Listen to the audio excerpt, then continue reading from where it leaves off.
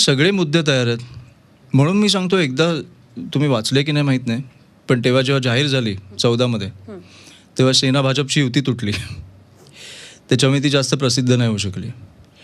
पण तुम्ही वाचलं तर त्याच्यात शेतकऱ्यांपासून, रोजगारापासून, विद्यार्थ्यांपासून, महिलांपासून सगळे मुद्दे कव्हर केलेत.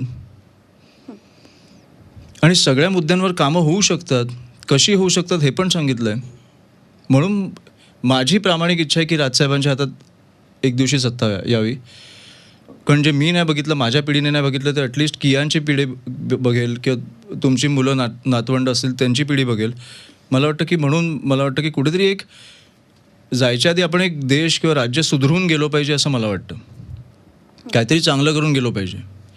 कारण जे 32 वर्ष मी राहिल्यावर एक परिसर किंवा एक शहर एक घाण होत जात असेल, तर मला वाटतं की कुठेतरी आपण चुकतोय.